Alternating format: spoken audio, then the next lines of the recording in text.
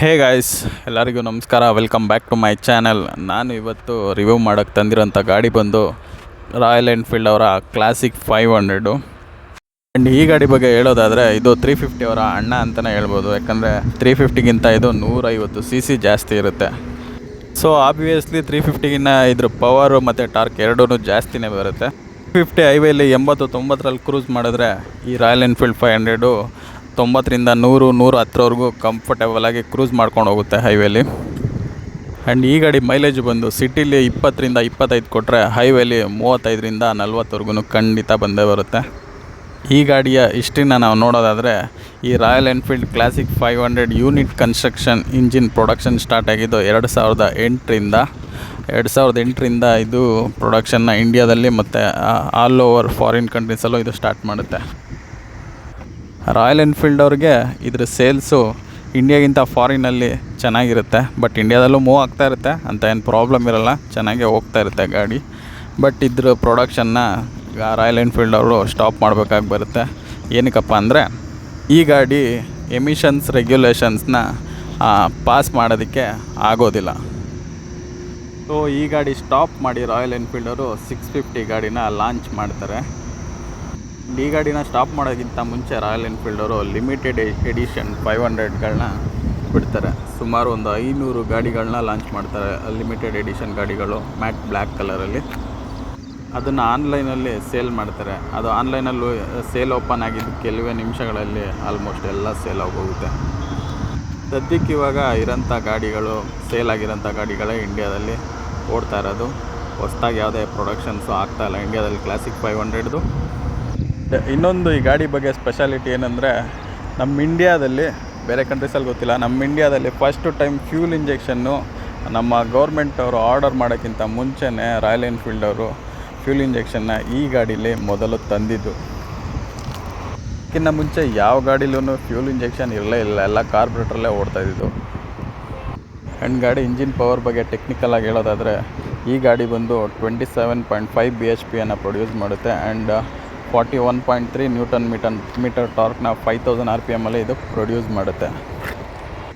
ಇನ್ನು ಈ ಗಾಡಿ ರೈಡಿಂಗ್ ಫೀಲ್ ಬಗ್ಗೆ ಹೇಳೋದಾದರೆ ನನ್ನ ಗಾಡಿನೇ ಇದು. ನಾನು ಓಡಿಸೋ ಪ್ರಕಾರ ಈ ಗಾಡಿ ಓಡಿಸ್ಬಿಟ್ಟು 350 ಓಡಿಸಿದ್ರೆ ಯಾವುದೋ ನಮ್ಮ ಲಾರ್ಡ್ ಸ್ಪ್ಲೆಂಡರ್ನ ಓಡಿಸೋ ಥರ ಫೀಲ್ ಆಗುತ್ತೆ. ಇನ್ನೊಂದೇನಪ್ಪ ಅಂದರೆ BS3ಯಲ್ಲಿ ಬಂದಂಥ ಎಲೆಕ್ಟ್ರಾನಿಕ್ ಫ್ಯೂಲ್ ಇಂಜೆಕ್ಷನ್ಗಳು 500ಗೆ ಅಷ್ಟು ಫೀಲನ್ನು ಕೊಡ್ತಾ ಇರಲಿಲ್ಲ. ಸೊ ಹಾಗಾಗಿ ಅವಾಗ ತೊಗೊಂಡಂಥವ್ರು ಎಲ್ಲರೂ ಆಲ್ಮೋಸ್ಟ್ ಇವಾಗ ಕಾರ್ಬೋರೇಟ್ರಿಗೆ ಕನ್ವರ್ಟ್ ಮಾಡ್ಕೊಂಡಿದ್ದಾರೆ. ನಾನು ಕೂಡ ಇದನ್ನು ಕಾರ್ಬೋರೇಟ್ರಿಗೆ ಕನ್ವರ್ಟ್ ಮಾಡ್ಕೊಂಡಿದ್ದೀನಿ. ಕಾರ್ಬೋರೇಟ್ರಿಗೆ ಕನ್ವರ್ಟ್ ಆದಮೇಲೆ ಈ ಗಾಡಿ ಫೀಲೇ ಇನ್ನೂ ಸೂಪರಾಗಿ ಆಗೋಗಿದೆ. ಈ ಗಾಡಿನ ಬೆಟ್ಟ ಗುಡ್ಡದ ಮೇಲೆ ಲೋ ಸ್ಪೀಡಲ್ಲಿ ಓಡಿಸ್ಕೊಂಡು ಹೋಗ್ತಾ ಇದ್ದರೆ ಕುದುರೆ ಮೇಲೆ ಕೂತ್ಕೊಂಡು ಓಡಿಸ್ಕೊಂಡು ಹೋಗ್ತಾ ಇದ್ದೀವಿ ಅನ್ನೋ ಥರ ಫೀಲ್ ಬರುತ್ತೆ ಗುರು. ಇನ್ನು ಈ ಗಾಡಿದು ಟೆಕ್ನಿಕಲ್ ಸ್ಪೆಸಿಫಿಕೇಷನ್ಸನ್ನು ಹೇಳೋದಾದರೆ ಇದು 499 cc 4 stroke single cylinder engine. ಇದಕ್ಕೆ 5 ಗೇರ್ಗಳನ್ನು ಕೊಟ್ಟಿದ್ದಾರೆ. ಆ್ಯಂಡ್ ಫ್ರಂಟು ಡಿಸ್ಕ್ ಕೊಟ್ಟರೆ ಬ್ಯಾಕು ಡ್ರಮ್ಮು ಬ್ರೇಕ್ಸನ್ನು ಕೊಟ್ಟಿದ್ದಾರೆ. BS3 ಆದಮೇಲೆ BS4 ಆಗಿ ಬಂದಂಥ ಗಾಡಿಗಳಲ್ಲಿ ABS ಮ್ಯಾಂಡೇಟರಿ ಆಗಿತ್ತು. ಆಮೇಲೆ ABS ಈ ಗಾಡಿಗೆ ಬಂತು.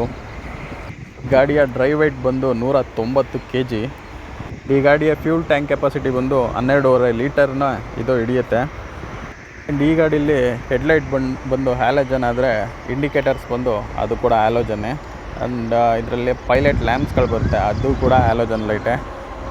ಈ ಗಾಡಿ ಬಗ್ಗೆ ನನ್ನ ಪರ್ಸ್ನಲ್ ಫೀಲ್ ಏನಪ್ಪ ಅಂದರೆ, ಎಂಥ ಬೆಟ್ಟನೇ ಆಗಲಿ, ಎಂಥ ಗುಡ್ಡನೇ ಆಗಲಿ, ರೋಡ್ ಇರಲಿ, ರೋಡ್ ಇಲ್ಲದೆ ಇರಲಿ, ಎಷ್ಟೇ ದೂರ ಆಗಲಿ, ಎಷ್ಟೇ ಹತ್ರ ಆಗಲಿ, ಗುರು ನೀನು ಎಲ್ಲಾದರೂ ಕರಿ, ನಾನು ಬರ್ತೀನಿ, ನಾನು ರೆಡಿ ಅಂತ ಹೇಳೋಂಥ ಗಾಡಿ ಇದು. ಕಾರ್ಗಳಲ್ಲಿ ಮಹೀಂದ್ರ ತಾರು, ಜಿಪ್ಸಿ, ಜಿಮ್ಮಿ, ಗೂರ್ಖಾ ಕಾರ್ಗಳು ಹೇಗೆ ಇದೆಯೋ ಬೈಕ್ಸ್ಗಳಲ್ಲಿ ಈ ಗಾಡಿನೂ ಕೂಡ ಅದೇ ಥರ ಒಂದು ಸೆಗ್ಮೆಂಟ್ಗೆ ಸೇರುತ್ತೆ. ಅಂಥ ಸ್ಪೆಷಲ್ ಗಾಡಿ ಇದು. ಸೊ ಬನ್ನಿ ಈ ಗಾಡಿ ಸೌಂಡನ್ನ ನಿಮಗೆ ಕೇಳಿಸ್ತೀನಿ ಇವಾಗ.